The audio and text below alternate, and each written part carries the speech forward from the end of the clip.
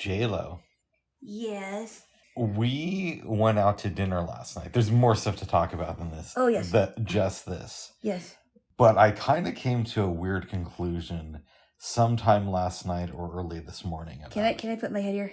On my shoulder? Yes. You can, but I do have osteoporosis, so that shoulder bone could break in half. It's not going to break. Second. Bubs. Ah! Hey. This joke is for that? No, for that. No, for that. No, for that. Okay. All right, give me a kiss. Silly Okay. boy. Silly boy. Okay. We go out to dinner, and it's a big group of people. Yeah, I'm sorry, people. It's a group. I dyslect. What can I say? So I like to dyslect, as the kids call it. Dyslexic has an X in it, bub. I know, but I'm saying this is the kids' slang for it. They call it, "Hey, are you dyslect? Do you dyslect right now?" That's Rick slang. That's what all the kids are. You should write a book. Instagram. Hey, Bubs, you should write a book of your creative Rick slang words. Thank you. That's pretty funny. Okay. Yeah. Anyways, the person who organized it, though, me and her go way back. Mm-hmm. Not in that type of way, though. Mm-mm. Okay. And you know her not as well as I do, although maybe now it's starting to change a little bit. Okay. But in any event, up until last night, I always just assumed that this person was really, really, really depressed. And never did anything with their life. Yeah. And I'm thinking, maybe I was wrong about that. But that's not the thing that got me. That was part of it. But the other thing was she said, you blew me off once when we were going to go and do karaoke. And I had no memory of that. Well, it probably, and here's what I thought too when she said it. Go ahead. It probably meant something different to her in her own head. Because when somebody says, okay, we should do something, it doesn't necessarily mean they're going to do something. I felt really bad about that, though, when she said that. And I'm like, oh, did I? Oh. Well, I felt even worse when she said, I felt bad for her. I wasn't there when this happened, obviously. But that not only did you not show up, but the other person didn't show up. And I'm like, oh, that's so sad. Yeah. But, to her credit, judging by last night, she really does know how to put a good dinner together. I will say that. Well, it's not like she made it. You know what I meant. I know what you mean. Oh, my goodness. Organize the dinner, okay? Right. Organize, not put it together. But we don't want to sing her praises too much. But here's where this relates to me. Yeah. I don't know. I was thinking about this a lot this morning and last night, and you always want to, at least I do, work on making yourself better in some little ways. And maybe I still have a bit of a hater in me. You know what I mean? A hater in you? Well, in the sense that I was expecting one thing from this dinner. I wasn't sure if the person who organized it was going to be like overly emotional or depressed or anything like that. And is that a sign, me going into that with this expectation of me being a hater in some small way? Maybe not like a full-on just bad-mouthing everybody. But maybe there's some stuff there to work on. And it doesn't mean that I have to like reach out for her and ask forgiveness, but maybe what it could translate into is be more mindful of how you think about people and the energy you put out into the world. And I know that sounds super hippie, but it really does. Some ways I am that, as you know. What do you think of what I just said? I think that the fact that you recognize that about yourself is a good sign. Yeah. That it's not like you're not stuck in this rut where I'm always going to not like such and such or so and so, right? But people change, and maybe she was having a good day. Yeah. And even though there were people that didn't make it for various reasons, then there was a good turnout. There really was a good turnout. There was quite a number of people there. But we could take it off of her and apply it to other people in my life. Like, how often do I just, like, randomly make fun of other people? But it's with me, I don't see it as coming from a place of hate as much of I think of it as I just give people shit because that's my sense of humor, that's my sensibility. But a psychologist might argue that, well, yeah, that is your sense of humor, but the reason it is maybe it's a defense mechanism from your childhood. And that doesn't make you a horrible person, but since you've recognized it, maybe this is an opportunity for growth. It makes you a horrible person if you keep doing it without being aware of it. And that doesn't mean that I have to change overnight, but this is something to look at. Well, I will say this. We've all made fun of people in our lives. I'm guilty of that just as much as you are. Yeah. And everybody else is. Because we do either have people in our lives or know people in the past that just really irked us. Mm-hmm. And the more you think about them, they irk us even more, right? So I'm not going to sit here and say that I'm innocent in all of that, because I'm not. But maybe focus more on the better qualities of the person so much, more than what you would in the past. Just to see if maybe, I don't know. I mean, I don't know that it comes from your childhood necessarily, but I think it's definitely a defense mechanism to try to deal with the problem at hand. Yeah. Let me tell you a story that came up in my head this morning. I shouldn't say story. This is something that actually happened. Okay. We're going to say this is 2000s-ish. So I was living in Denver, Colorado at the time. And there was a girl who was attracted to me. And through my actions, I think it was on both sides, but nothing ever happened between us. I think partially I had too many defense mechanisms in play. Now, that doesn't mean if I didn't have those things, we would be together forever and ever and everything would be perfect. Yeah. But I do think things might have ended up a little bit differently had I not relied so much on the cynical aspect of my personality. And that came up this morning. When I was in the shower, I started thinking about this stuff. Oh, yeah? A lot more, yeah.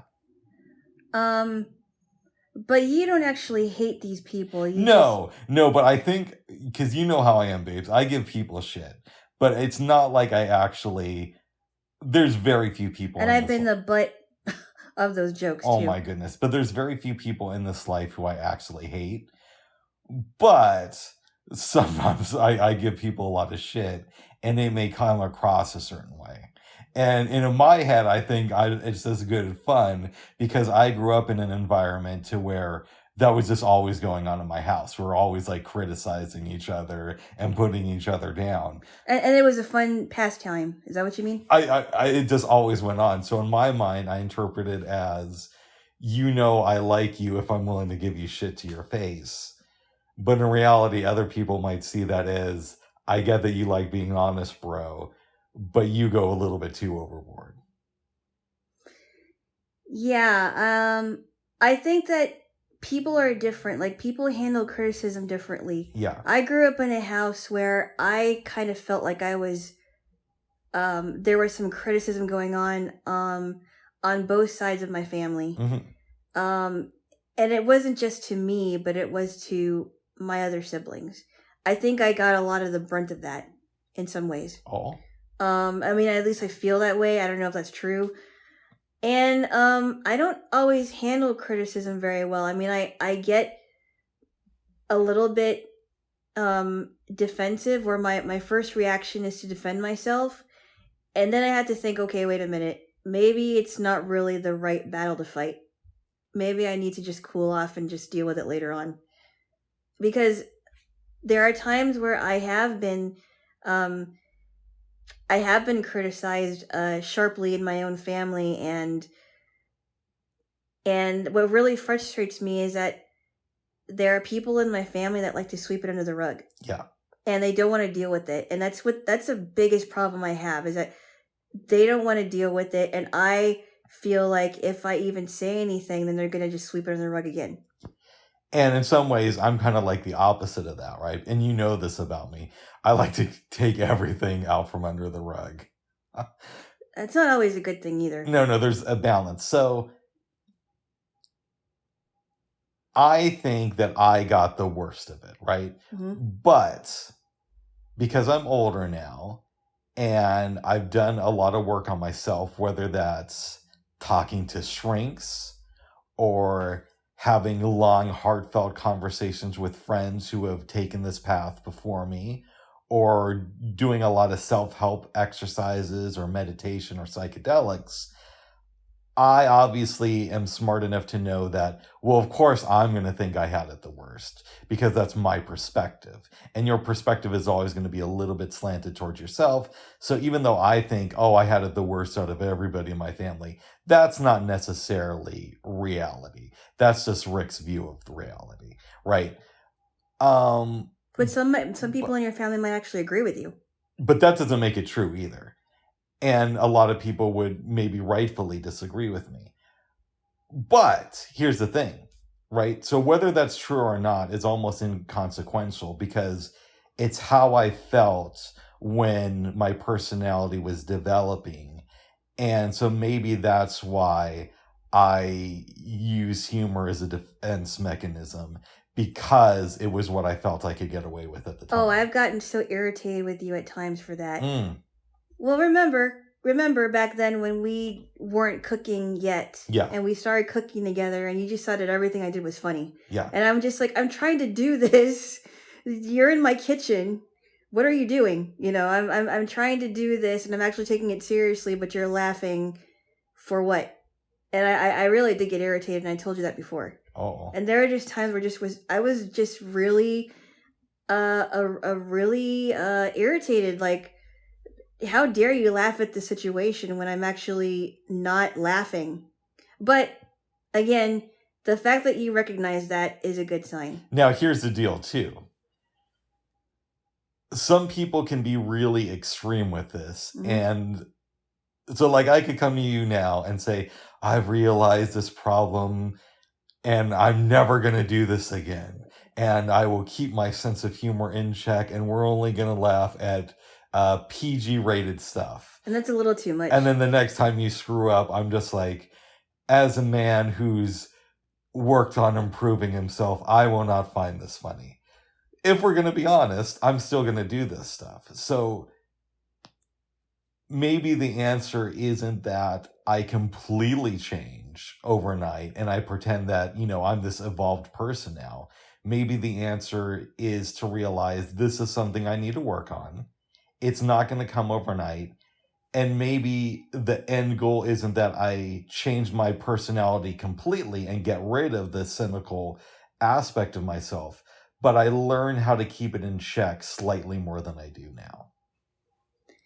Yeah. In other words, you're still going to get shit from me. Just maybe I'll realize that I'm doing it quicker and pull away from that aspect of who I am. Well, and you also have to keep in mind the kind of person you're dealing with. Oh. I may be able to take it a little bit more than somebody else. You've been, in a sense, you've been verbally vaccinated by me, right?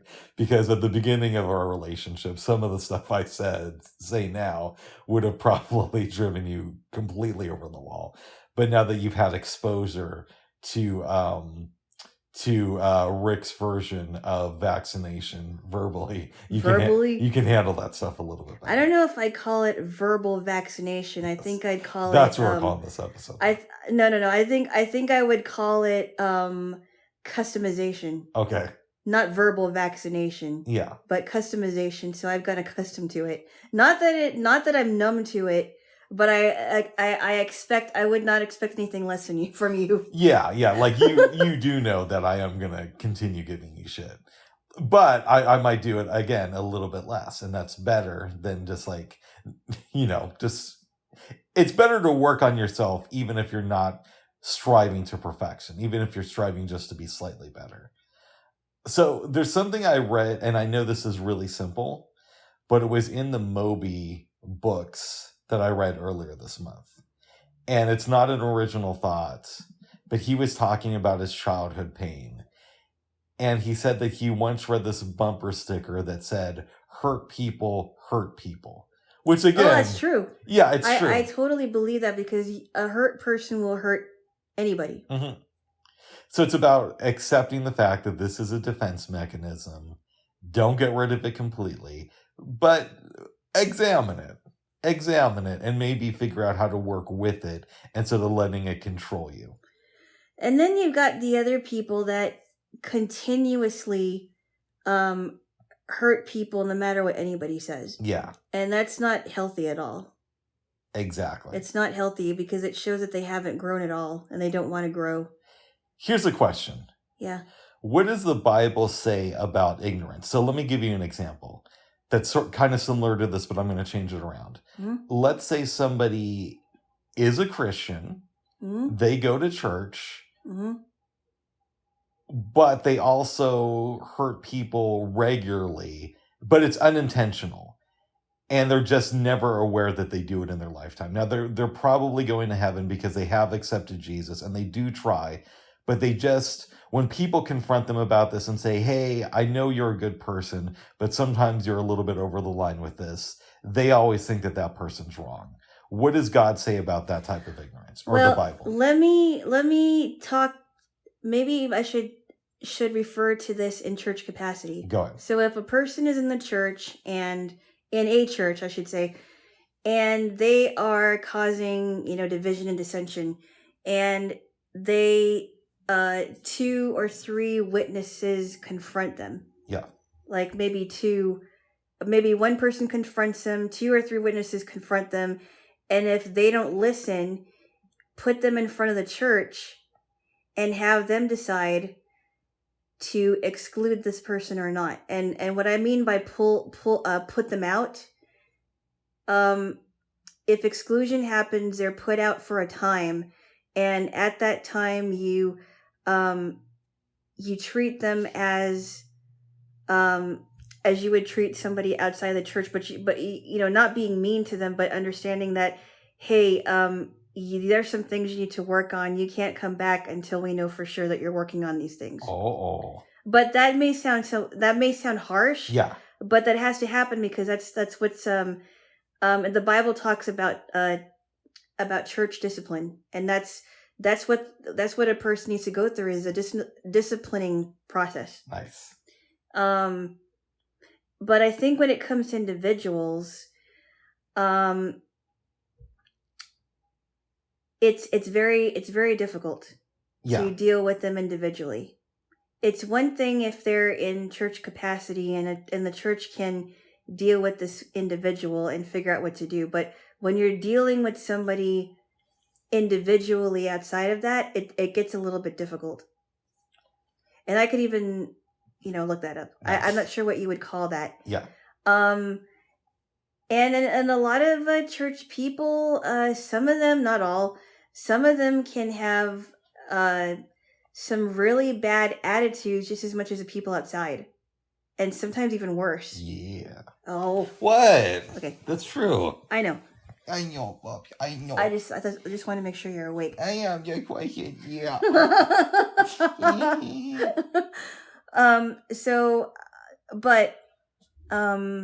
It's a little bit, it can be very difficult. Yeah. I think one thing I'm going to do to work on this is, it's something that I'm going to visit and continuously revisit in morning pages or my journal entries. I think that's a good first start. And just because that helps me be a little bit more aware. And maybe also practice some loving kindness meditation towards people who I may have gone a little bit overboard with my words in the past. So when I think about that stuff, I think a lot about, and I've talked about being gracious. Yeah.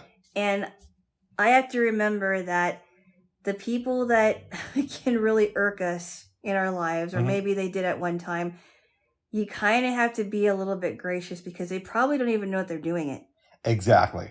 And in fact, you might be irking somebody and you probably don't know that you're doing it. Oh, I'm sure I irk a lot of people. Or maybe I do. Maybe it's just the way, maybe I do. I mean, I don't know about any of them, but I wouldn't be surprised if I did and that I know about it. I'm gonna say something that somebody once said who I don't get along with anymore, but it was really solid. Okay. And I don't mind giving people credits, even if they have a problem with me. Yeah. Right? So he was talking to somebody else, and they had like a big blow up the night before. Oh, okay. And I know I don't use names here, so that's why it's going to sound so weird, chopped up and muddled and weird. But here it is. Yeah. One guy says to the other, I know we blew up at each other last night, and I want to apologize for my part of it. I believe that the sentiment behind what I said was correct, but I could have phrased it better. And he said something. You're here to challenge me, and I'm here to challenge you. So there is a thing to where maybe we should irk people once in a while. And it doesn't mean that either one of us are bad, but it's a way of challenging the other one's perspective. Yeah, or some people may be irking someone not even by talking, not even by action. It's just there's something about this person that they don't like, and they don't realize it. But you're right. We challenge each other every day. Everybody does. Whether we agree with their way of life or philosophy on life, we do challenge people, and that's what makes human beings so fascinating. There's something else that's been coming up the last week. Yeah. I think the two are related, but I'm not quite sure how yet. And this is not a new thought, but it for some reason it's been coming up on my head a lot. I've taken inventory of the people in my life who I felt have really done me wrong on a personal level. Not somebody from a big corporation who did something, but people who I've actually known. Individually. Yeah. And I'm not in contact with them, but you hear things. Yeah, maybe a little too much. Exactly. From what I can tell, none of the people who are still alive, who have really done me wrong, none of them are doing that well in life. And when I was younger, I would look at that and think, oh yeah, that's great. They're failing. That's awesome because they screwed me over so bad. Yeah. But when I'm older, I think to myself, that's interesting. Like, it's not a good or a bad thing. It just kind of is now. Like, oh, isn't that interesting?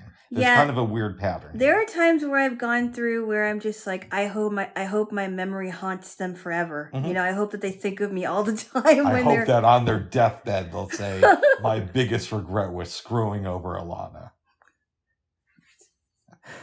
Not quite the way you said it, but exactly. You're a little bit extreme with that, but. No, I'm just thinking, I hope they think of me every chance they get. I hope they see my face in their head. But at the same time, I'm like, I gotta think, okay, maybe they're sorry about it. Maybe they're not sorry about it. I mean, I even think about the bully that bullied me in 7th grade. Yeah. Maybe she grew up from that and realized, okay, that was really stupid. Or maybe she could still be bullying people, and that was just another person on her, another notch in her belt, whatever. I don't know. You would hope that people grew up from what they used to be when they were kids. Did I ever tell you, babes, that I had somebody who bullied me, and a couple years later, they came up to me and apologized? Really? And it was like really sincere, like their actions had changed. Really? So when I was in 1st grade, I went to, I think, Sandy Elementary. We moved around for a while. We moved away right before 1st grade ended. And then in 4th grade, I moved back. And the ex-bully came up to me. He's like, hey, I really regret bullying you. But the rest of the time I was there, like, through his actions, I could see that he had actually changed. Like, it wasn't just something he said once. You could tell that this kid had grown as a person. So how long was he bullying you for? He bullied me a couple of times in 1st grade. Okay. But, like, that says something to me. Yeah, it does. When someone, okay, so here's another story. I'm not going to mention this guy's name, but when I went to the blind school, there was this, and it was a year before I left. There was this kid that really had a thing for me, but I had never showed him any interest. I just wanted to be friends. It was not, I thought I was too old for this kid anyway, and he was, way too young, and he wasn't my type, really. And he just was like very open about his crush, and he did go out with other girls, but it was obvious to everybody, including my music friends, that he really liked me. And then I leave the school in 2001. I'm in a program, and he happens to be there with his grandmother and his mom and sister, because he's thinking about attending. And at this time, I was a student, and he comes up to me and he's like, "You know what? I'm really sorry I tortured you." I'm like, that's okay. It wasn't that bad, actually. It's good to reach out to people when you can. But I appreciate it because I'm thinking, I'm never going to see this kid again. And we ended up being better friends because of it. That's cool. I like stories like that. Yeah, I love that. I love that too. Yeah. And so I think about that. I'm like, I think about the people that did me wrong, and I also think about the people that were that so impacted my life in a positive way. The other thing I think about too, babes, is how many people out there do you think see you as the enemy based on past actions? I really don't know. I'm sure there's some with me. There might be with me, but if there is, I don't know. I mean, I've tried my best to be consistent with the way that I am around people. Mm-hmm. And if they don't like it, oh well, but I don't know if there is any with me. There might be. There might be someone who thinks I'm like the most annoying person in the world. But when some people either are missing and they die because of a murder. Yeah. Some people will say, well, this person had no enemies. And I'm thinking, are you sure they had no enemies? I think everybody past a certain age does. I'm sure that they do. And if they are, and most likely the person who was their enemy or who thought that they were the enemy killed them or whatever it is. But I'm pretty sure that I have an enemy somewhere that I don't know about. Yeah. But it's like we gotta work as people, or maybe not gotta. I think it would be beneficial to work on being the hero of the story than just being somebody's villain. The hero of your own story? Well, not just the hero of your own story, but we want other people, at least I do. I shouldn't say we. I would like it if there was, at the end of my life, there was more people who looked at me as the good guy instead of like the villain of their life. I was just thinking about this just now. Tell me. And we should talk more about the dinner because I thought it was awesome. We are going to get to that. And okay, so there was this kid, I won't say his name, and I remember that I was at a track meet at my school. I think this was like the first or second year that I went to the track meet, and there was this boy that was just, he was obnoxious, he was mean, he was rude, and I'm like, I feel so bad for the teacher who has to handle him, because there were all these kids that were coming from different schools in different districts, and and one of my friends came all the way from Idaho, and Idaho? No, you. Okay, go ahead. Sorry, dumb dad joke. Keep going. Oh my goodness. Anyway, so I don't know whatever happened to that guy, but I really hope that he matured, because he was just the most immature, obnoxious kid ever. And he just was he was a volatile kid. And I'm thinking, I hope now that I think about this kid as I'm talking, I'm thinking, I wonder if he had some problems at home, because a lot of the problems come from what's been going on at home, and he can't express it. So he's expressing it in a very mean and rude and obnoxious way. A saying that I find myself going back to more and more since the start of the pandemic is, everybody is fighting a battle that you know nothing about. And who said that? I heard it on a YouTube channel, but I'm sure it came from someplace else. Yeah, so I mean, that's another example of trying to think of somebody great in a gracious way and try to handle it that way and say, maybe this person was really going through a lot of stuff and they just don't know how to express it. And they're expressing it negatively. Yeah, and yet, how do we balance that with yes, and it still doesn't mean that I want to be around this person, at least not at this time. Right. So there's so many different levels, because I would love to be the person who just like spends all of his day either meditating or making love and is just zenned out and is friendly to everybody no matter how they act. But at the same time, that's unrealistic.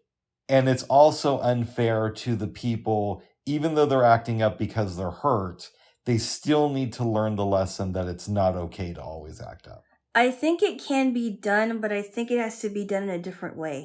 It has to be done in a different approach. Like, I remember hearing a story. I can't remember who told the story, and I think it had to do with somebody that was living in a different country. And there were these people that were coming to this woman's house, and I think they knew she was a Christian, and they were going to arrest her or something. Oh, good. Or kill her or whatever. For being a Christian. Yes. Okay. But she was like, oh, you're just in time. I know you're supposed to do your thing, but would you like to come in for some coffee? Now, in my reaction, to me, I would be like, I don't know if I would be daring enough to do that, but good on her, because she distracted them, so to the point to where they had to put down their weapons and go in and drink some coffee. And that was a way for her to talk to them and get to know them. And I'm like, wow, good on her. That's something that would be considered, in my eyes, very brave. Yeah. But she got them to drop their weapons because they were going to do some damage to her. Yeah. So let's bring this to like our own lives, and I'll give myself as the example because I love talking about me. Okay. And then we can maybe expand out to you and your thoughts. Okay. I've already expressed that while I think I can go too far with sarcasm and I want to work on that, it's not going to go away overnight. But the other aspect of it is there are situations where maybe that is actually still a good thing. If somebody is, like, let's say I'm out with somebody and I notice that they're always like a dick when I'm around them, then sometimes some sarcasm might be good for that person to hear. Right. Well, so how do we balance the sarcasm can be bad and it can be overwhelming, and yet there are occasions where it still might be good for other people to hear? I think that there are times where you do have to put someone in their place. Yeah. Even if you do have to use sarcasm, even if you have to, even if you have to give them a taste of their own medicine, because they'll never learn. Yeah. You just don't act that way to certain people. You can't be rude to the waiter or the waitress just because you think you can. And some people can get very entitled, would you say? I would say that, yeah. And sometimes they need to be put in their place and shown that you just don't get away with it. That's not how an adult acts. Yeah. I can't stand when people are rude to their servers. I know. So I dated this guy, and I couldn't believe when he said this. Go ahead. He likes his steaks well done. Okay.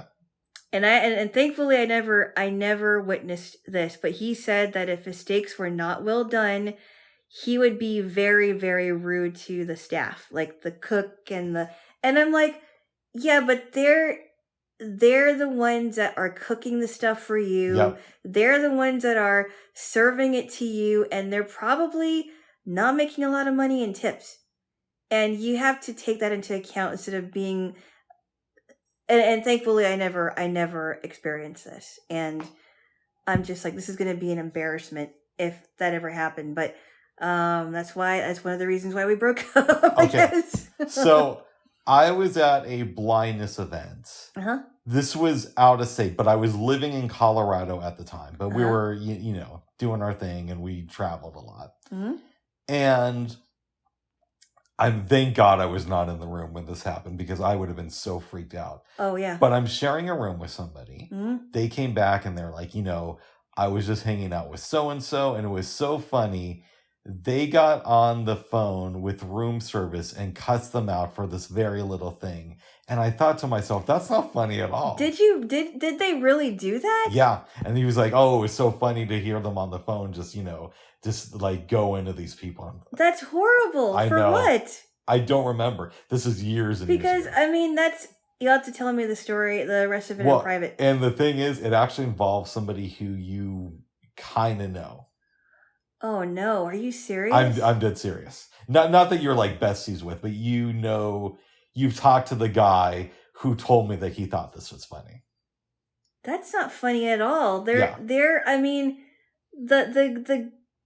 waiters, the waitresses, the shoppers who shop with you, they're the people that are serving you. And the least you could do is treat them with a little respect. Yeah. I never grew up thinking that it was okay to get into people's faces or curse them out over the phone for something as little as, I don't know what it was. Do you remember what it was about? It's something to do with their food, and I don't even think it was that big of a thing. Like, I think the person was calling to try to get money off their order. Yeah, that's insane. I wouldn't be laughing about that. I would feel really bad on the other end of the line because I was taking the brunt of that criticism. Exactly. After I just did my best to serve you food. Yep. Because they have the right to spit in your food. Or, well, I don't know if they have the right, but they could do it. They could spit in your food. They could sneeze in your food. You could get sick. They could do a whole bunch of stuff to your food. And some people do, just to say, okay, you wanna get mad about this? Okay, I'll show you. But it's even more than that. Like, let's say they don't go to that extreme. Let's say that they're a good person. It's still, and I know I'm going to sound like a hippie here, but you are putting negative vibes out into the universe when you don't have to. Yeah, it sounds really new age. Oh my goodness. But no, that's not funny at all. I just didn't think, I never ever would think that would be a good thing to do. It's just not a good idea. Because what if they sued the person? Okay, I guess they could. I don't know. Maybe. But I look at it more like you just try to be a good person to some extent.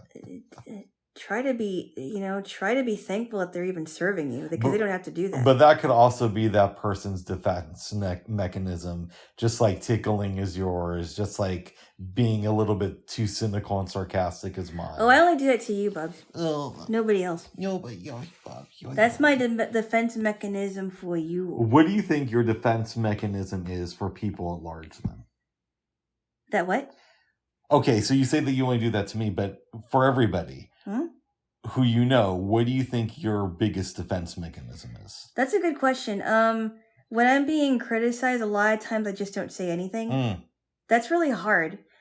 And it's even harder when it comes to my family. And when I was a kid, I was always raised to respect authority. But it gets a little bit harder when the authority is overbearing and you don't think that they're doing something right. And I'm still trying to figure out how to handle that. Yeah. It's different when it's teachers for me because I was always taught, don't talk back to your teacher, it's rude. And I never once did that. And I also was taught don't talk back to your parents or your relatives, that's rude too. But when they constantly do it and they're not in the right, sometimes it's just better to just not say anything. And I'm like, okay, fine, you win it this time. See, that's so weird to me because at least with teachers, we were always encouraged to talk back. I mean, maybe not as little kids, but when I started going to MLC, the teachers encouraged debate in the classroom. They wanted you to question them on things. Maybe they thought that it went too far sometimes, but they weren't just out there to raise a group of followers. Yeah, right. I wish that I was encouraged to do that because when I was a kid, I was kind of shy until I got into my own groups of friends, and I was, but I still had a shy streak in me because I'm just like, what if I say this? What are they going to think of me?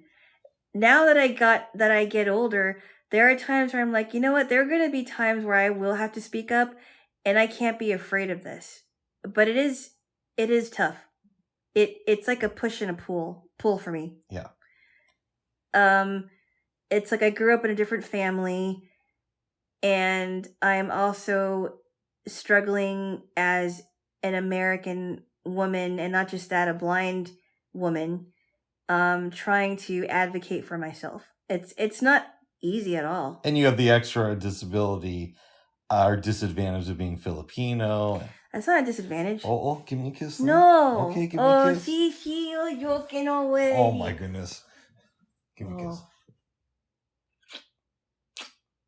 I'm not going to use ethnicity to describe my disadvantages. No. That was a joke, babes. A little too woke. Because I'm Filipino too. And me and my sister now joke that because my mom was paranoid schizophrenic, we like to joke that the part of her that was schizophrenic comes from the Filipino side. That's kind of funny. Thank you. They do scare easily. At least the ones that I know. Anyway, I'm just kidding. No, it's just tough. I mean, a lot of times I just don't say anything. Yeah. And I just have to think about it, and I'm not the kind of person that wants to just tear people apart initially, because I know it's going to end really badly. And for me, it's the opposite. It's hard for me to bite my tongue sometimes. Yeah. And just like, okay, let this person get out what they need to say, and then we'll go from there. And I think that's why it's easy to do that on social media or even on like phone chat line services. Because you can't see the person, they're not sitting next to you, and you can just go all out and give it right back to them, and it's not gonna bother you because you're not with them. Exactly. And that's why it's so easy, because they don't know you, you don't know them, and they could say all kinds of stuff about you, and you can say all kinds of stuff about them, and you don't get any repercussions for it. So let's talk about Will Smith for a second. Yeah. Okay, everybody knows he slapped Chris Rock. Not a good thing to do. Not a good look. No. And people are speculating things that his marriage isn't what the public assumed it to be. Now, I don't know how much of that is true or how much of it is people putting things on, but it seems to be somewhat credible to me. Uh-huh.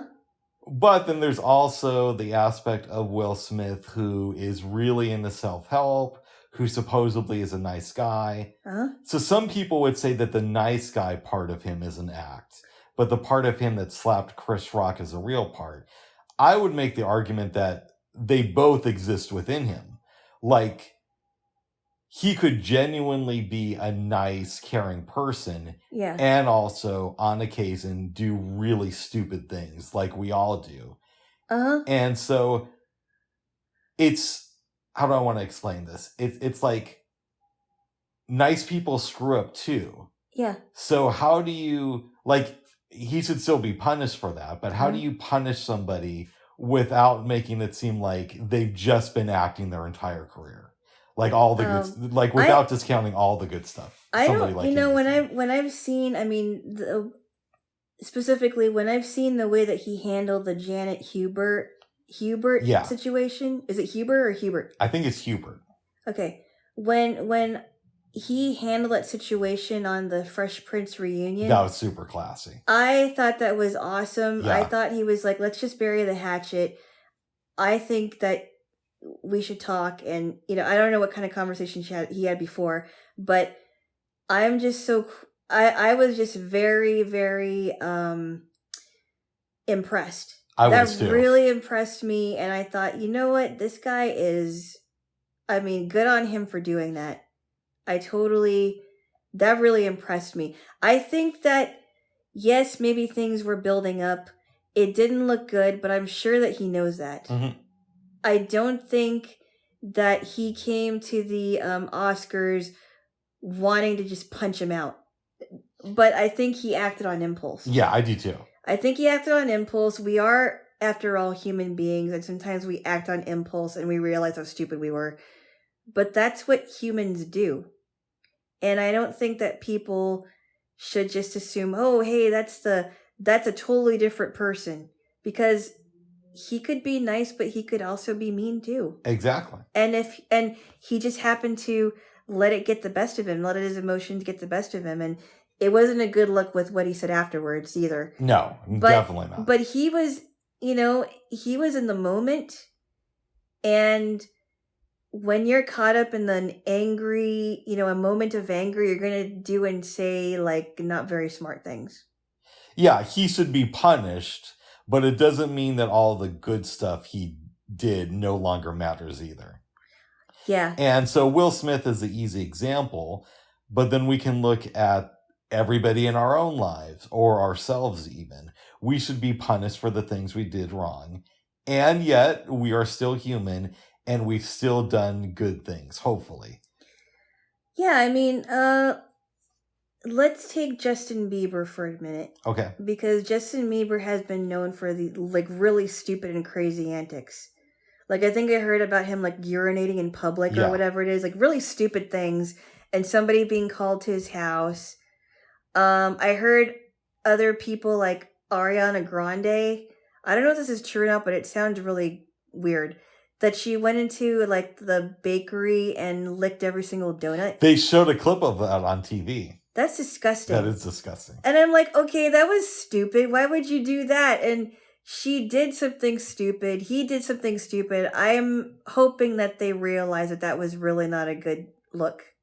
And that everything that is shown on social media, it doesn't go away.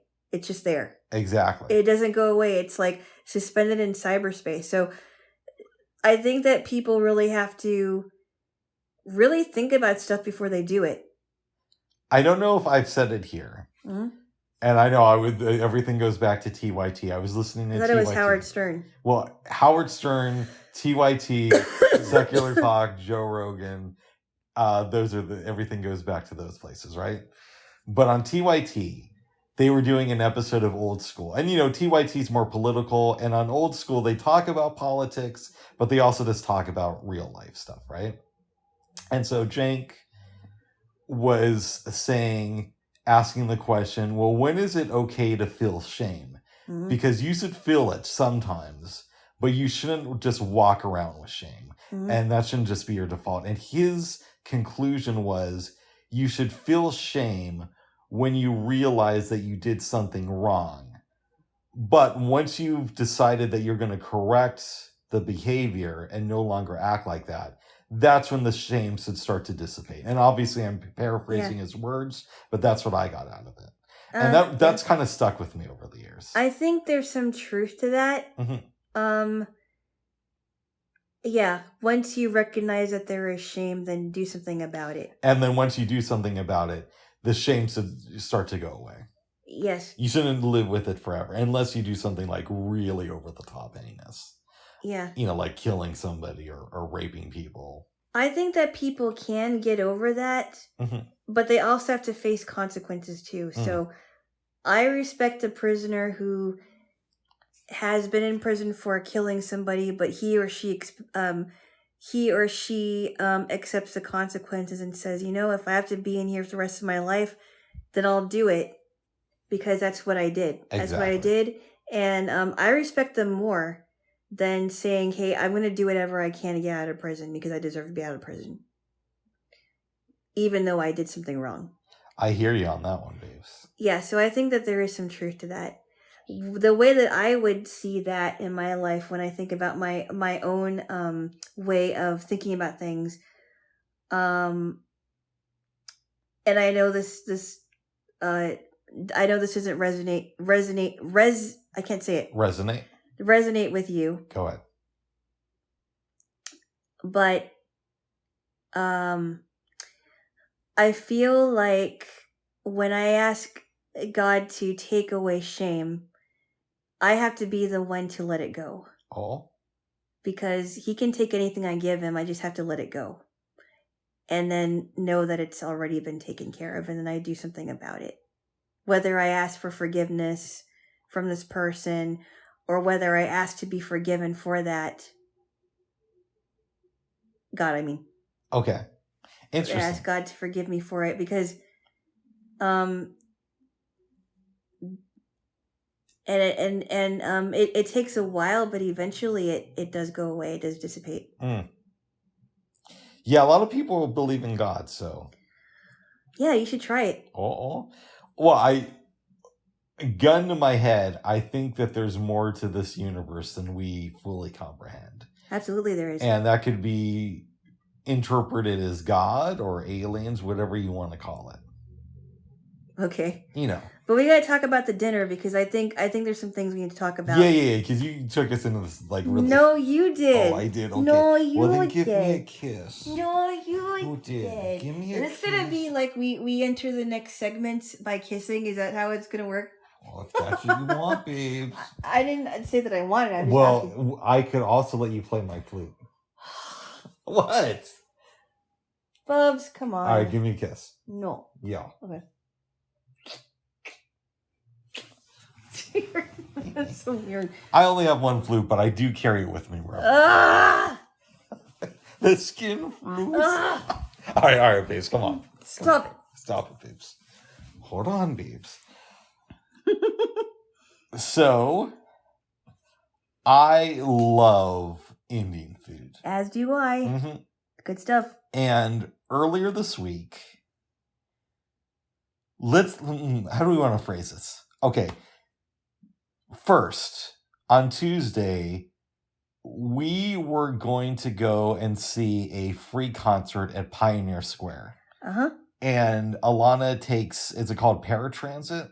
Yes. And you were on what's called the Lyft, but it's not the Lyft that most people use as the driving service. Yep. With somebody who I've known for a very long time. I'm not sure she has an issue with me. Yeah. For a long time, I thought she hated my guts. Uh-huh. But then I ran into her in a clubhouse room and she's like, oh, Rick Hammond, I know you. And it was like totally cool. So yeah, maybe she doesn't have a problem with me. Yeah. But anyways, you're like, I'm Rick's girlfriend. And what? You two started talking. I didn't say it that way. Oh, I'm sorry, babes. Goodness. You gave her your number. And yeah, because, and I'll put it into context. Go ahead. So I went to her friend's party. Yes. The same person who organized last night's dinner. And she made a comment that, oh, I wish so-and-so's party was still going on because I really wanted to get to know, and she thought that she wanted to get to know me, and that was my cue to say, oh, do you want my info? Yeah. Because I thought, okay, well, this is an opportunity to make a new friend. Who knows, I might become really good friends with this person, and I don't have a lot of friends here in Portland, but I want to make more. It's interesting to me because I thought the girl who you met at the party and ran into on paratransit this week, I thought she had an issue with me. And this is all in Rick's head, right? Mm-hmm. So, take this with a massive grain of salt. Because I dated one of her close friends in high school for a couple of years, and it didn't really end the best very way. well. It didn't. It's not like we, oh yeah, it didn't end well. I don't know what you're trying to say when you said, "Oh, yeah." Well, it's not like it ended, and we talk. It's not like we were, even though things ended in high school, we're like best friends. Yeah, exactly. It didn't end that well. Yeah. And so I just assumed that's why I assumed that she had an issue with me. But apparently that's, again, all in Rick's head. And you did not get that sense. So you gave her your number. Mm-hmm. And like a day later, she didn't call you, but the lady putting together the event. That was a couple days later. Okay, whose birthday party you went to back in June called you from her house. Called me from her friend's house, yes. Yeah, the friend's house. Yep. Who you ran into on paratransit. Uh-huh. And invited you to a dinner at an Indian restaurant. Yes, and unfortunately that friend who she was visiting was not able to make it with her family, so that's okay. But, so we went last night. Can I give the name of the place? If you can pronounce it, go ahead, because they have great food. Go ahead. Dwarka Indian cuisine. That's hard to say. On like 39th and Hawthorne. Yeah, on 39th and Hawthorne. It was really funny because I was the first one to get there. And she was the second one to get there. And we were just talking for a few minutes, and then you were the third one to get there. And at first, there's a side of the table with chairs.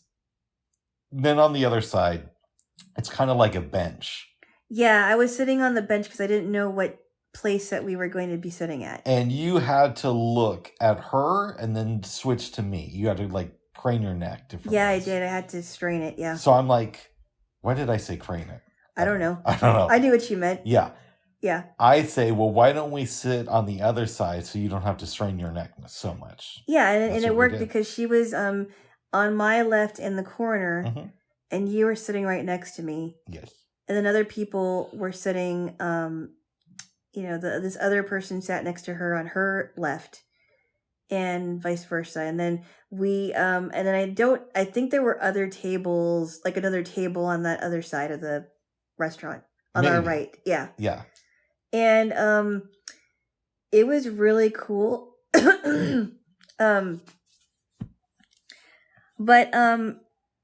But shall I mention the one thing that was really a big surprise? A clubhouse comrade came to the dinner. And your man is very unobservant about some things. Sometimes I have my head in the clouds. And I'm not even like really paying attention to what's going on. Take it from here. And I'm listening to this person's voice, and I recognize her name, and I whisper to you, that's so-and-so from Clubhouse. And you gasp, and you say, you're right. By the way, Alana's only been on Clubhouse when I've been around. She doesn't have a Clubhouse account or anything like that. But I was obsessed with it for like 6 months. Mm-hmm. So that's how she knows about this person. And I even told you, babes, when we were in bed later that night, that for whatever reason, had you decided not to go and had I gone, I probably wouldn't have even mentioned it to you because I doubt I would have put that together. Yeah. Yeah. But I've noticed that I've been putting things together that even you didn't know. Okay, so I'm really, really bad at names and that type of stuff. Mm-hmm. And realizing, oh, this person is talking about this. Like, I'll think of, let me phrase something. A couple months ago, okay, actually, let me go back further than that.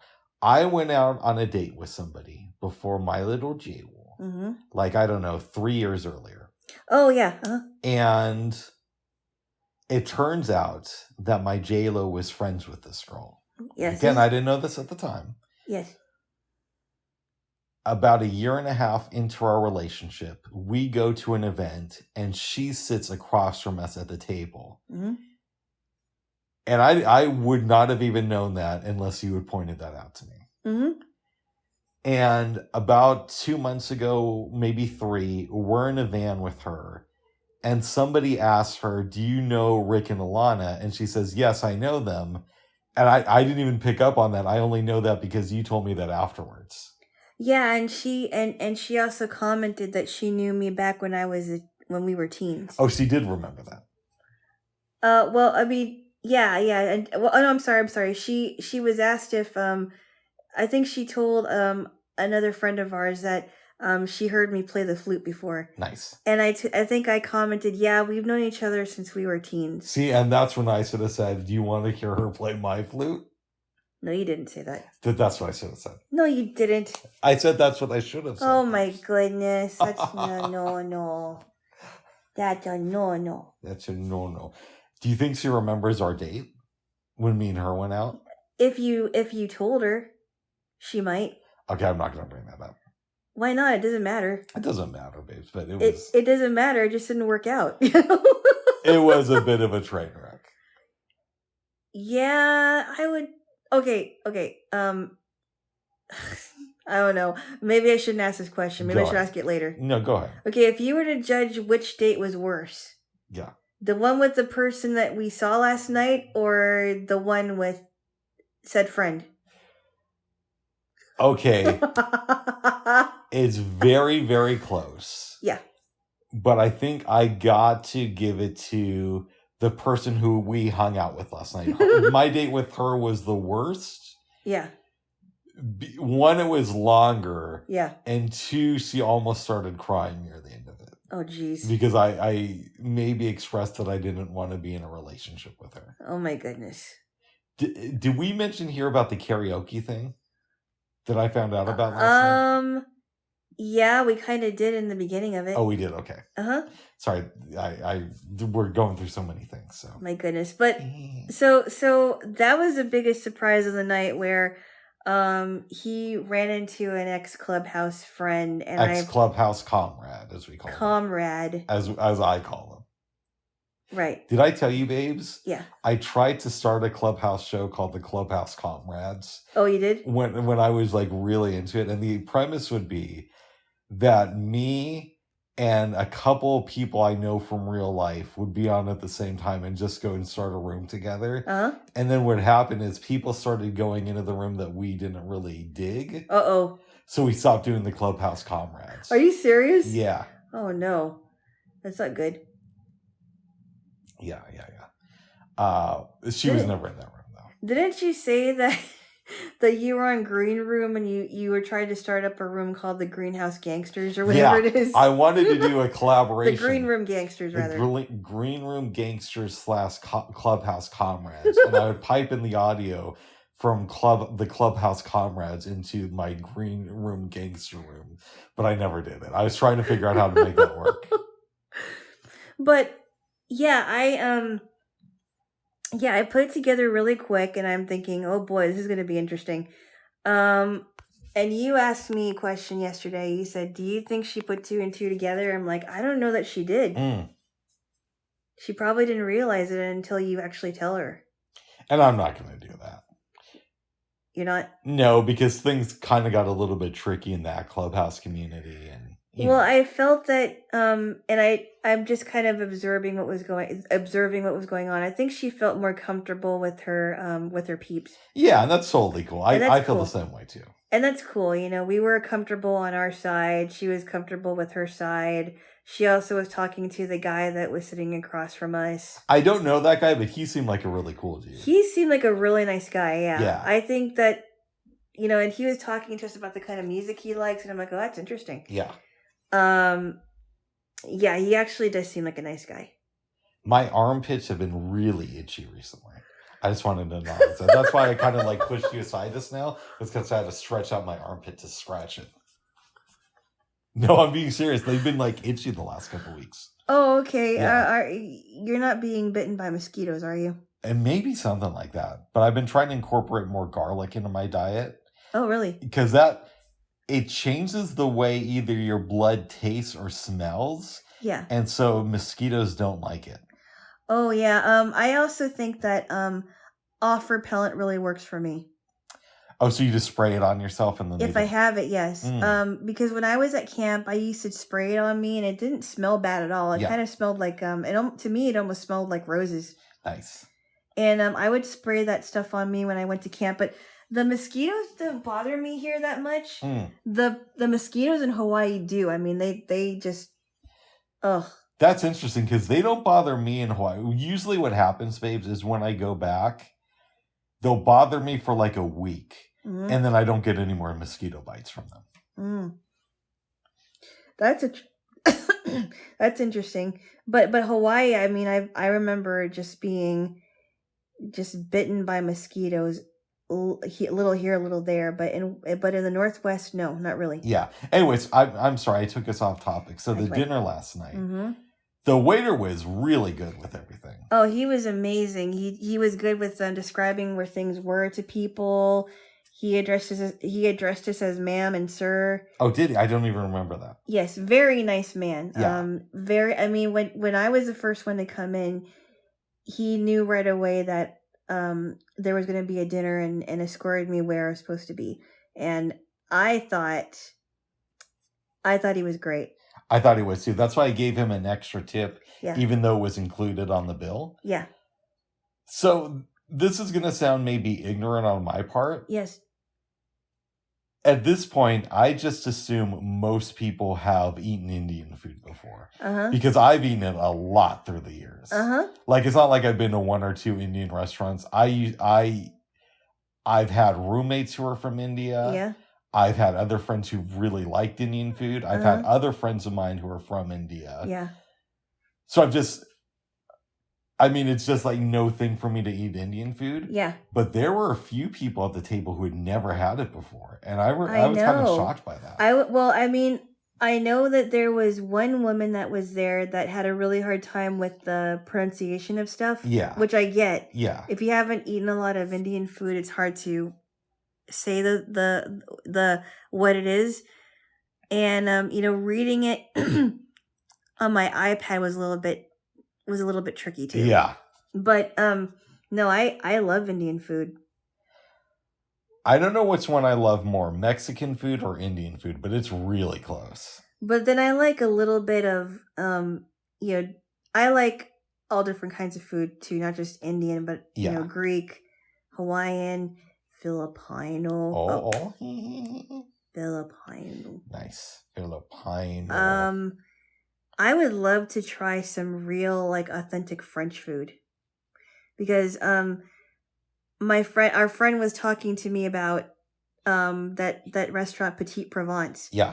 And there's a couple, I mentioned to you, there's a couple of them, of course, here. And it's like the Americanized version of French food. Yeah.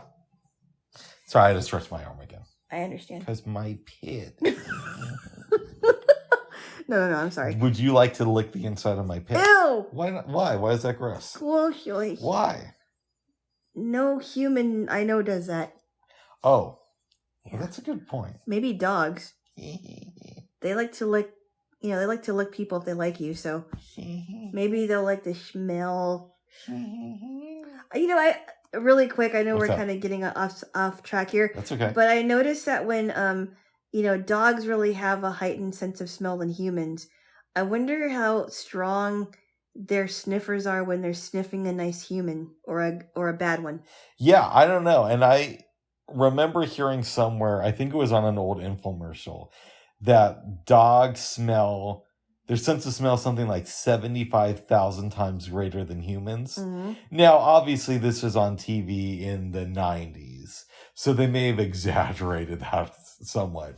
Yes. But I remember thinking, that's got to be horrible for the dog. But then I thought to myself, okay, yeah, but you're looking at from your perspective as a human. They might actually enjoy that most of the time. Yeah, that's why they sniff other dogs' butts, because they can tell what kind of a dog they are. Interesting. Whether or not they're friend or foe. And they sniff humans because that's how they, learn what's around them is with their nose. Have you ever wondered, babes, what it would be like to be a crocodile? No. It seems like it would be a very primitive life. I guess, yeah. No, I would never, no, I never imagined it. Because all you do is kill stuff and eat, right? Like, I think they swim. They swim, but that's their main purpose in life is to kill and eat. I think with an alligator, it'll kill you. But if it's full of eating, like if it's eaten a lot and you don't antagonize it, I think you can be okay around it. Mm-hmm. I think crocodiles will go after you even if they've already just eaten. Yeah, I don't know. I can't say. I always wonder what it would have been like if I ended up a dog. Interesting. Because if you're a pet dog, you're bathed, you're petted, you're walked every so often, you sleep a lot, your belly's rubbed, mm-hmm. and you sniff things because that's how you take in everything. Maybe you'll reincarnate as a dog. I don't think so. But anyway, I'll come back as a crocodile, and it'll be a bizarre love story. Okay, but anyway, we're off track here. It'll be called Dogadile. That'll be the name of our romantic comedy about a male crocodile who falls in love with a female dog. Oh my goodness. No. No, well, we're getting off track, but dinner, okay. Dinner was excellent. I really want to go back there again. There's these things called pakoras, And they kind of remind me of like tempura. So last night was the first time you've had pakoras, because I've had them before. Yes, they were. Okay, I've had them many, many times. And I was surprised because I wasn't sure how it was going to taste in the chickpea batter. Yeah. But it was delicious. And you had a really good mango lassi. Yes, I did. It was delicious. I tasted yours several times because I wanted to make sure it tasted the same as mine. Which is even funnier because we both ordered the same thing. Mm-hmm. I love mango. And our friend was like, "Oh my goodness, you guys are weird." Oh, did you say that? Well, she was like, "Yeah." Nice. It was weird. I'm like, "Yeah, I know." Yeah, we had a joke that would really irritate one of your friends, that if we went to a restaurant together, you would try a bit of my Pepsi, I'd try a bit of yours. Let me give the setup. Okay. My friend is black, which I only say because it's important to the story. Yeah. And we're hanging out one day talking about, things that people do. And he's like, oh God, the one thing I don't like about white people is they always share their food when they're at the dinner table together. They always eat off each other's plates. And I'm like, man, that's not true. And he's like, no, Rick, it is true. It's true, Rick. Trust me. Mm-hmm. I was like, he's just saying that to get a reaction out of me. And I know white people. I'm not proud of it, but I do. Hey, you are one. Oh, thank you. And like over the next couple months, because I hang around with white people, I noticed, oh, he's actually right about this. Well, not just white people. I mean, Asian people do it too. Oh, but I would imagine African people do it too. I don't know. I just don't do it because I'm kind of greedy that way with my food. If I order something, it's not because I want to share it with other people. So that's why I don't do it. And then I had the thought of... Yeah, but why do you do it with me then? Because you're my girlfriend. That's different. Okay. It's different than sharing it with the whole table. Oh, yeah. I don't always like to do that. Yeah, my thought was, okay, when he comes to town, we're going to both order Pepsis, and we're going to share them in front of him. But it was just so funny because I got the mango lassi. Yeah. It's right there. And then you start grabbing him like, hey, what are you doing? I wanted to see what it tasted And he said, I didn't even drink it yet. I wanted to see what it tasted like. But it was going to taste the same way as yours. I didn't know that. Oh, yes, you did. But I thought it was really funny. I'm like, oh, and then all of a sudden I'm like, all right, you can have some of mine. Yeah. Can I have some of yours? And you're like, okay. Yes.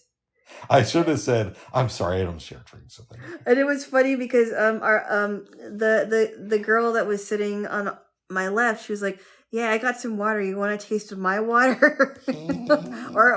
or I forgot what she said, like, you want a taste of mine? And I just started laughing. Nice. It was funny. But I always grew up... Sorry, I have to lift my arm. I always grew up sharing stuff with my family because I was always told to share your stuff. Yeah. So that was like ingrained. But then there were times in my life where I'm just like, I don't want to share this. Yeah. I should be able to not, to be greedy once in a while, even though I'm usually not greedy. Exactly. I just feel like, I remember when, and this kind of irritated me too. Go ahead. I remember when I made a lot of money from my summer job in 98. And my aunt was like, oh, you should share it with your cousins. And I'm thinking to myself, wait a minute, this is like my first big real paycheck. Yeah. I shouldn't have to share with anybody, but I think I did just because I had enough. But oh my goodness. I should have been like, no, I don't want to do that. Oh my goodness. But I was always taught from when I was very little to share my things. Yeah, and I think my parents would have liked it if I learned that lesson, but I am kind of a greedy mofo in a lot of ways. It's not a good quality, it's just the way I am. And I didn't even really realize that, babes, until we started seeing each other. Well, I have noticed a change in your generosity. Yeah. Well, I've always been a good tipper. I've always done that. No, not that. Okay, go ahead. I meant with, with sharing stuff. Yeah. I mean, you didn't have to give me your pan. Yes. And I appreciate it. So I must be doing something good, I guess. I guess so. There, Jaylo. But no, I mean, if I have enough, I will share food or... Yeah. Like, for real, I think a big reason I never wanted kids is because I'm like, well, why would I want to share my stuff with them? Oh, my goodness. Yes. Oh. Yes. No wonder. No wonder. Greedy man. Oh, wait, I'm just protective. If you were a Smurf, you would be greedy Smurf. Okay. There is a greedy Smurf, too. Nice. But, no. Man after my own heart. My goodness. But it was a really good dinner. It was excellent. I had this chicken makhani, which is basically butter chicken. Yeah. And that buttery sauce was still warm after the last piece of chicken. I had biryani, which is always good, chicken biryani. Mm-hmm. And your dish was better than mine, though. It had a touch more spice, but I liked it a lot. Oh, really? Yeah. Yours is good too, though. Mine was good too, but I liked yours more. Ah. I think the next time we go there, I'm going to order that same dish with rice. Nice. Oh, they didn't have rice in it. No, he asked me if I wanted rice or naan with it. Nice. And I said naan. Nice. And I had the naan on the side, so. Yeah, we had a lot of naan. I think I ate 6 pieces last night. I only ate, I think 2. I think I might have eaten 2 or 3. I always do that in Indian restaurants, babes. I'll always stuff my face. Yeah, but when are you going to go there the next time, too? That's a good point. And I do make Indian food at home. Yeah. But for real, I'm not going to make it like they do at the restaurant, because I'm just going to make, either biryani or... chicken tikka masala or a simple veg curry. Yeah. Or some mango lassi. But I'm not going to do that and make samosas. Yeah. And all the other stuff. Have you made samosas? No, I've never made samosas. Oh, so we, you and I've had them a lot though, but I've never made them. Yeah, so you and I split the meat samosas, and they were really good. Oh yeah. They kind of reminded me of round egg rolls, and their sauces were good too. Yeah. Yeah, that restaurant was, it was so good. I love a good samosa, but I've heard that they're a little bit difficult to make, which is why I've never done it. Yeah, but maybe I should look into that again. Oh, if we go there again, we should either order the samosas for appetizers or the pakoras. Yeah. Those are really good. I couldn't believe how good they were.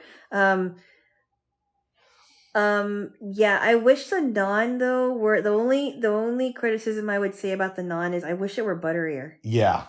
That's the only criticism I have, because I'm surprised. I don't think they made it with ghee. Yeah, and you've tasted mine. Yes, I have, and I tasted other naan from different Indian places. Mm-hmm. I think mine is better than theirs. I would say so. Nice. I would say so, yes. Well, good. So how do you put that in the middle? Well, you put it in the dough when you're actually mixing it up. Okay. Yeah. Okay. Instead of butter. Yeah. Yes. But ghee is a different kind of butter. Ghee is clarified butter. So you cook... As a blind person, it's a little bit difficult to make ghee, which is why I buy it. Yeah. But I know the technique of making it is you cook the butter, and when it melts, there's this white stuff that floats to the top. Yeah. And you take something to basically get it out. And then what's left over is a clarified butter. Mm. And again, I've never done it because it's very visual, but I know the process of doing it. Ah. Yeah. Okay. Yeah. Well, so needless to say, dinner was just amazing. Yes. I hope we go back there again. I do too. Because they treated us really well. Before we get to the movie, babes. Yep. We did dance on Tuesday. Yes, we did. We danced to a band called Stump City Soul. They were really good. They were really good. They got everybody up, it seemed like. And by the time they started, I think there was already a big crowd. Or at least close to a big crowd. I'm sad that we won't be going to the last Noon Tunes this week, but we've gone to a lot of them. We have gone to a lot of them, and we had to miss the first one. I can't remember why, but we did miss the first one. And I have an appointment at 1, so it just wouldn't really work out that well. No. But I am excited that we are going to see Leon Bridges on Monday. I'm very excited. I'm not excited that the weather's supposed to be 90, but... No. But, I mean, by the time we get out of there, I think it's going to be well worth it. Here's the deal. I have an old straw hat that I got many, many, many years ago. Like, between the time I got that hat and the time I started dating Alana, I dated like 2 or 3 other people. And I think I was single when I got the hat. So it's been a minute since I've had it. It's clearly on its last legs. Do you have another hat like that? I do, but I didn't want to bring that one last night because also, let's say something happens to the hat at the Moda Center. Yeah. It's not that big of a deal if it happens to this one because I'm probably going to throw it away soon anyway. Yeah. So here's what happened. I saw the weather the other day before I came to dinner. Mm-hmm. I'm like, I got to bring some sort of hat. So I got that, and I do have a ball cap that I found. Mm-hmm. The only thing is, and I also got this one years ago, but it's in better shape. It's red with white lettering on it. And from a distance, somebody might look at it and think that I'm like a MAGA person. So I'm a little bit nervous to wear that, but I did bring it as a backup. I personally think that it's their problem. It's not yours. I mean, even if you're not, you should be able to wear red hats in public. And I think people get triggered way too much with that. Oh. I do. I think they use it as an excuse to attack people. I do. It's ridiculous. It's like people are upset about red hats or red shirts or whatever. It's like, what's wrong with you? I don't know. That's a good point. You know what I mean? It's not really your problem. It's not your fault that they're that way. It's that they decide to be that way. I hear you. What I might do, babes, is have you bring your purse and put my red hat in there until we get to the line. And then I'll just take out the hat and wear it when we're in the line to get into the Moda Center. And then have you put the hat back in your purse. Why? What would be the point? Well, the point is so I don't get sunburned when we're in line. Because we're probably going to be waiting there or maybe the straw... Is a straw hat going to help still? It'll help, but it's very, like, falling apart at the seams. Oh, boy. So we'll see what happens. Okay. Yes. Well, either way, I mean, I personally don't think you should have a problem with it. Oh, but I'm very excited. But you're going to put your hat... You should put your hat in your backpack. I don't want to take my backpack to the Moda Center, though. Oh. Just because they'd have to search through it. So I might just have you bring your Percy. Yes. In case that accidentally sounded like another word. Percy.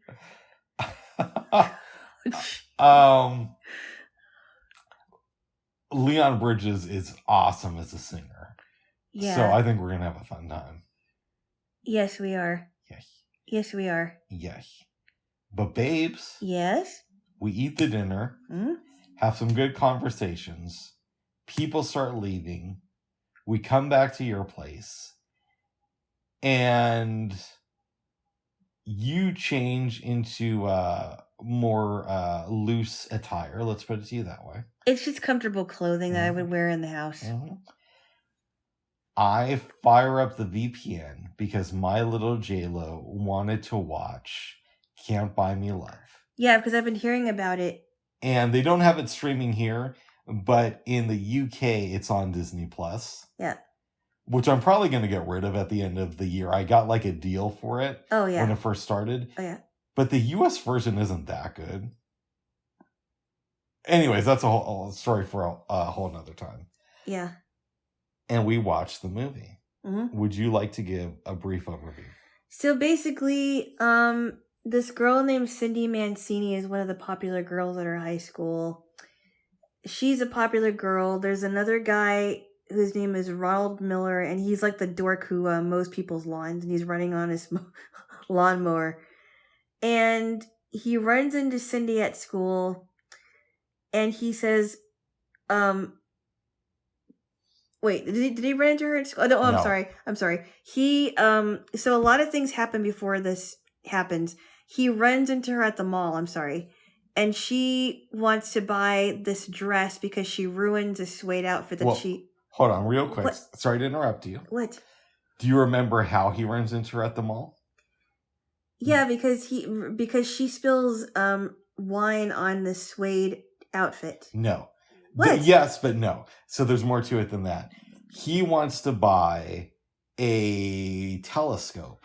Yeah. And it costs $1,000. Right. So he's at the mall testing this out, and he sees her walking into a department store. And she clearly looks upset. Yeah, and then he runs over there to buy her a new dress. That also costs $1,000, even though that's kind of where they're both the same price, and this is a mall back in the 1980s. Yeah. But anyways, go ahead. He wants to buy her a dress, and she... And he offers to do it, but she said, I think she said no, right? At first she said no, but then he said, okay, we are not going to buy the outfit, but he did say, look, I want to rent you. Like, you want to rent me? Yeah, I want to rent you so I could look really cool in front of my friends, basically is what he said. Mm-hmm. And she doesn't know what his name is. She keeps calling him Donald, which is kind of funny. And it's like, well, and one more thing. My name is Ronald. It's not Donald. It's like, okay. So they hang out for like a good month. She sits next to him. All his friends are like, this is really weird. Why are you sitting next to them? This jerk named Quint, who's supposed to be a part of the popular guys, is just bullying him relentlessly. So his friends are just like, you're weird. Why are you sitting next to her? And so they hang out for a month. They go, I think one of the last places they go together was to the, was it the airplane graveyard or something? This place where you can see a bunch of airplanes.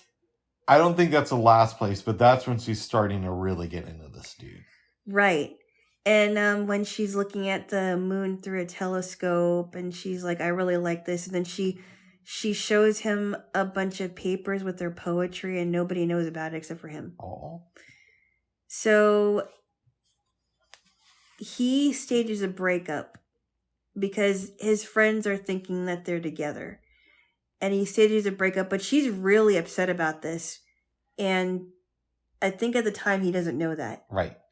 He becomes super cool for a minute. For a minute, yeah. He's even going with the one of her friends to the dance.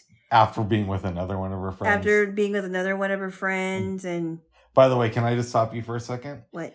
I love the dance scene where he starts doing this really dorky dance. And at first I'm thinking, this is when they're going to realize that this kid is just a complete idiot, or geek rather. And everybody's going to turn on him, but then they're like, well, if he's doing it, maybe we should do it too. Yeah, and it's called the anteater ritual or whatever it is. Yeah. And I think I think it was like the African anteater ritual, and he saw it on the show he was watching. On PBS, because his brother changed it to the wrong channel. It was an American Bandstand. Yeah. That was really funny. And meanwhile, as he's going on these dates, his little brother Chucky is just hiding in I love that part of it, yeah. Yeah, and even his this one guy, John Richmond, mooned him a couple of times.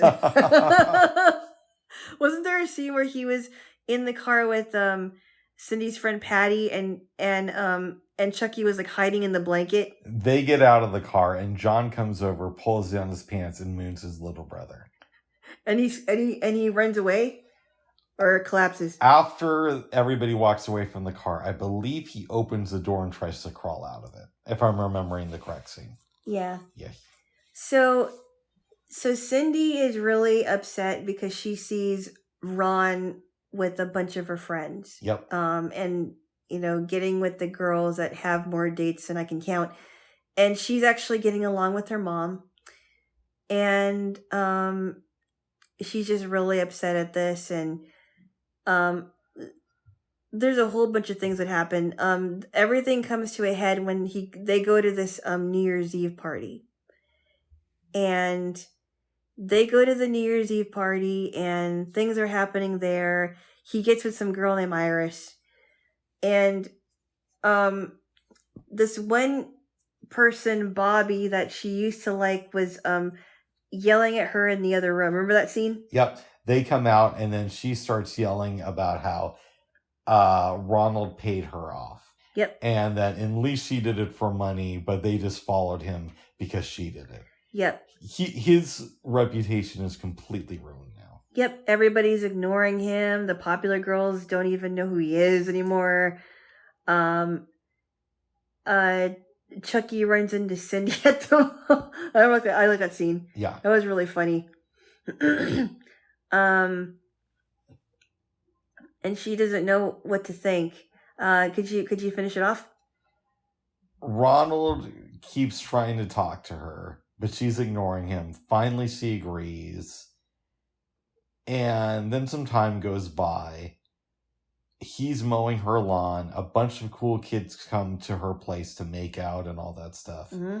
She's like, I'm white, I'm young, it's the 80s, we're making out. She goes in the car. Is that what she said? She didn't say it, it was implied.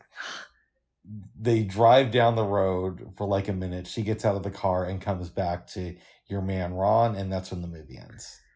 Yeah, and they end up kissing at the toward the end of the movie. Yeah. Yes. There's some stuff in here that's very hard to do. Yeah. Like the telescope and her dress just happen to be the same price. I know. And her dress is $1,000 in a mall in the 1980s. Yeah, that doesn't make any sense to me. Yeah. But I did like this movie. I thought it was so funny that that Patrick Dempsey would be the geeky guy on the lawnmower, and he really was a geek in this movie. And it's just so funny. I mean, I was a little kid in the 80s, so I don't know what high school life was back then. Yeah.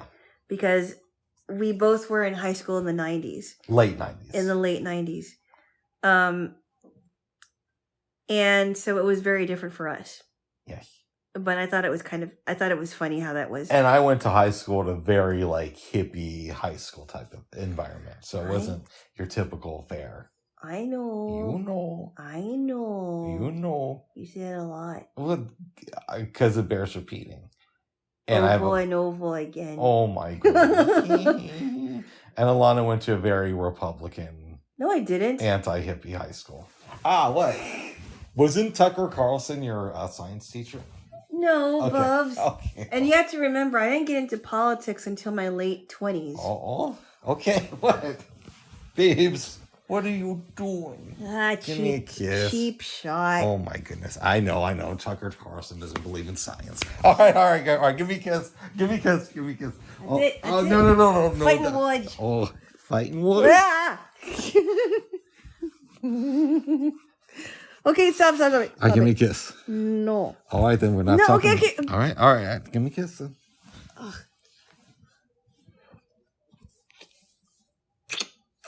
I love you, babes. Okay. I like this movie. I'd give it a 7. What about you? Yeah, I would at least give it a 7 to a strong 7, just because there were some things in there that did make me laugh. Yeah.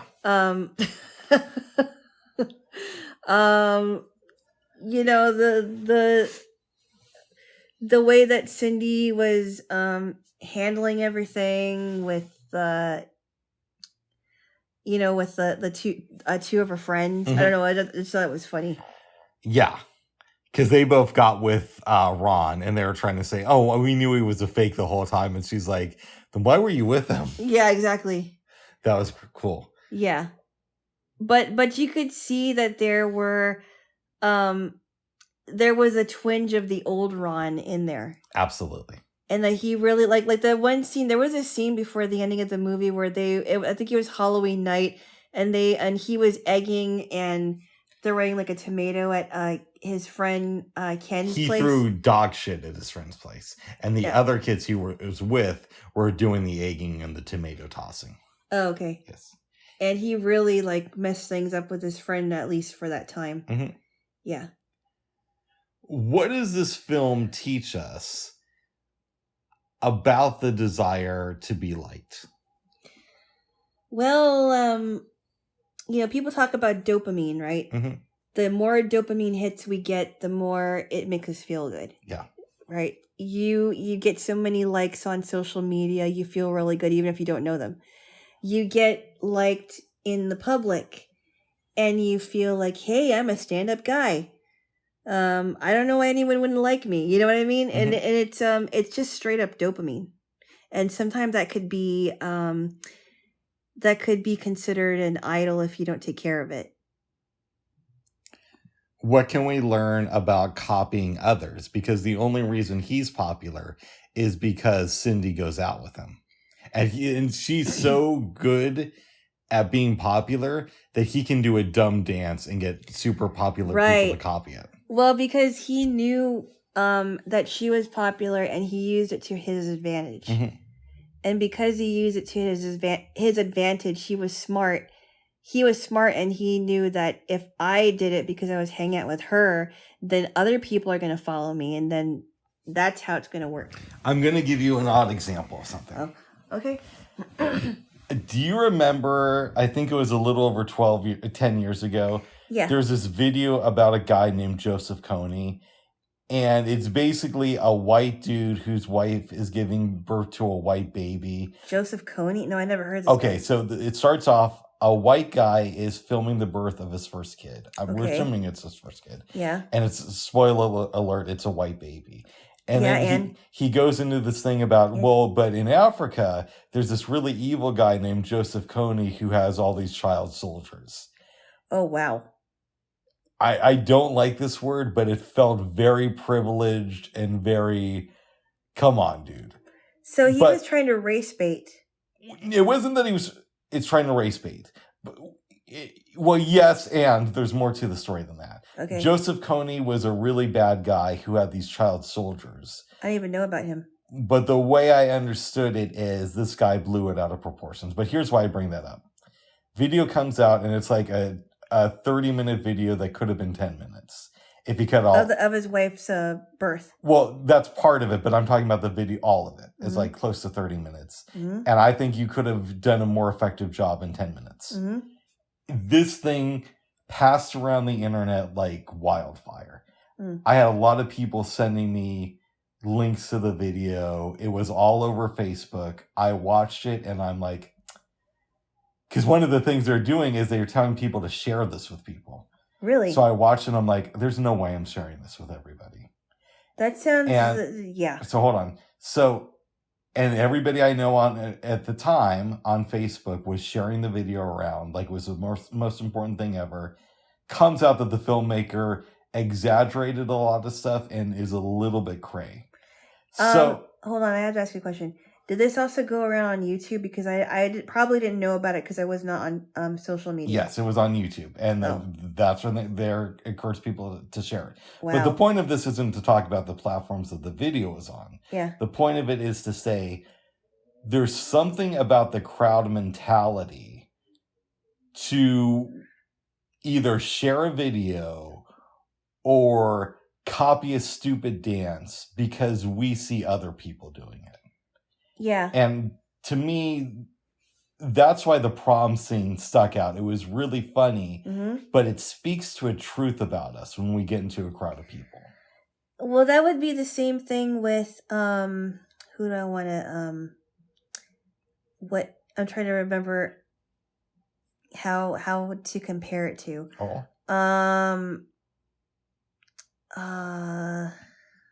Let me think. Yeah, it's true. It is how that is. Like if somebody had, like for example, if you want to, and I guess I don't think I even talked about this. Go ahead. So I went to homecoming twice in my high school years. And the second time I went to homecoming, my date's ex-girlfriend shows up and her hair is dyed black when her original hair color was blonde. Mm-hmm. And the only reason why I could think as to why she would do it is because she knew that I was going with him and I had black hair. Oh. That's the only reason why she would ever dye her hair black. Otherwise, there's no reason why she would do that.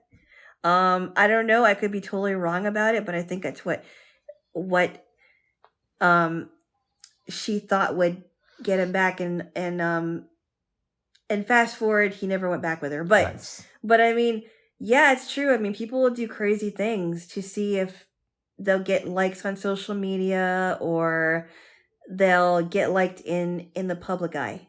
And that's a version of what people did when they are copying Ron. It's just like a modern day version of it. Right. And that was kind of funny. Yeah. Yeah. Yes. Yeah, this is a good movie. Yeah, and it is so true because high school kids are trying to figure out themselves, and the girls want to be liked by the guys, and then guys vice versa. And girls want to be liked by other girls, and guys want to be liked by other guys. Mm-hmm. And they'll just do anything to get a like. Nice. It's sad but true. Yes. Yeah. Very good.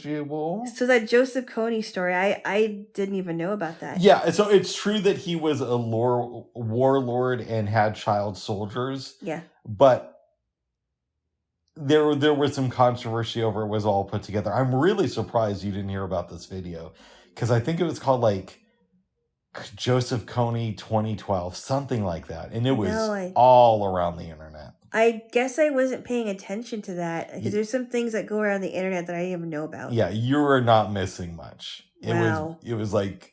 Was he just talking about it? He talked about it, and the whole thing is, let's make Joseph Kony famous so that he can no longer exploit children. Well, here's what I want to compare it to. What's up? It's like James Fry and A Million Little Pieces. Mm. You know what I mean? How he duped Oprah Winfrey into thinking that a lot of the stories in his book were true. And then he was brought back onto the show and said, why did you lie to your fans? I know that she got criticism for bringing him back on, and people thought that she was too harsh. I thought she was completely justified. I did too, because it's like, I spend all my time getting this author on the show. Come to find out he lied about most of his book. Yep. That's not right. I don't know if it was most of it, but there were definitely... Or a lot of it, or maybe even all of it. There's a lot of fiction in it. Yeah, and so, and I would have been very upset putting that show together, saying, why did you lie to me, my staff, and the fans of your book? And I think she was very, correct in asking those questions, because some people are not held accountable to what they write. Exactly. And I think after that, sales for that book plummeted, I'm guessing. Nice. I hope so. Well, good. A Million Little Pieces. Yeah, but you're not missing much with the Joseph Kony. It's basically an excuse for this guy to show us that he has a white son. And, that's how I felt about it. Yeah, it starts off with like, do you have the time to watch this video? And then it's like his wife giving birth, and then he goes to the thing about Joseph Kony, and it's like, come on, dude, we don't need to see your wife giving birth. And at one point in the video, he's interviewing his son, who's now like 4, and I'm like, that's insane. Really? I'm like, just because you two have the same name, or maybe it isn't really his name. I don't know. I think it's ridiculous. Who has the same name? Joseph Kony. Has the same name as who? As Joseph Kony. No, there's nobody other than the warlord named Joseph Kony in the video. Oh, but what is that guy's name in the video? Oh, I don't know. The guy who made the video. And I don't think he named his son Joseph Kony.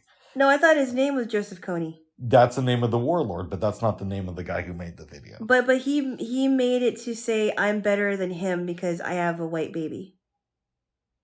It's not said that way in the video, but this is the way I interpreted it. Sounds like race baiting to me. It seemed that way to me. But a lot of people are like, oh, this is the best video ever. And racial propaganda is what I call it. Or yeah, that's how it felt to Rick. Yeah, that's insane. And it doesn't make Joseph Kony a good person, but it's like, to me, it seems like there was a better way to deliver that message. Now, having said that, like 1 billion people watched this video. So it did get out there, but it also got out there that the filmmaker was a little bit nuts. So what was he asking his son? He was just like, oh, do you know who the bad guy is in this? And he showed his son a whole bunch of pictures. It was something like that. That's insane. And then I hope I'm getting this right, the director of the video, the guy with the kid. Yeah. I believe he was arrested for exercising outside, but he was like naked. Ew. So he was doing like push-ups naked outside in public. Oh, so that's like indecent exposure. Yeah, it was something crazy like that. That's insane. Yeah. That's just, wow. I hope I'm getting that part of it right. I know. For some reason, and I'm glad I didn't know about it, because that's just crazy. Yes. If I'm getting that part wrong, it's my own fault. And it's what I believe to be true at this moment. I don't want to look for it, but yeah. That's insane. Yes. Do you have time to watch this video? Well, I'd have a little bit more time if you didn't waste it with your wife pushing out the kid. Uh-oh. Well, maybe you should have added more footage and showed her in Lamaze class. Did you see all of that? You didn't see all. I was obviously condensed, but okay. I thought the video would have been a lot better without that stuff. Yeah. Like, what is the point? Yeah. I mean, if he was supposed to make people aware of Joseph Kony, that would have been different, but he didn't. He did make more people aware of him. That he was crazy. But again, the director is also a little bit out there. The director of the film. That's what I just said. Yeah. So it's like, come on, bro. Which was him, right? What do you mean was him? The guy that was talking on the... Yeah. He's narrating it and he directed it, I believe. Yeah, sounds like a crazy pushing to me. Well, good. It's probably taken down already, I'm guessing. No, I think it's still on there. It's super popular. Wow. Yeah. But anyways, is there anything else you want to say about Can't Buy Me Love? Or Joseph Kony 2012 video? Oh my goodness. That's a crazy video. I won't watch it. You don't need to. And yeah, I did enjoy it. It was definitely very 80s, but I enjoyed it. Can't Buy Me Love was. Yes. I'm very proud to say that I was not one of those people who was sharing the Joseph Kony video. Oh, good. Now, I've done plenty of other stupid stuff, but that was not one of them. No, you were smart in that way. Yeah. I want to have a baby with a white girl, no offense to you, babes, just so I can make a stupid video around it and challenge people to watch it. No, don't do that. Okay. That's stupid. Uh-oh. That would be the ultimate stupid thing. Well, maybe not the ultimate one, but one of them. A stupid thing you could do. There we go, babes. Well, Jaylo, is there anything else you want to talk about? I think I need a nap, but... okay. I hope you don't mind. No, that's fine. But... yeah, it was a nice evening yesterday. Very good, babes. I really enjoyed myself. Yes, I did too. That's right. All right, babes, unless there's anything else you want to talk about. No. Do you want to give me a kiss? Okay. Bubs. Stop it. All right, give me a kiss.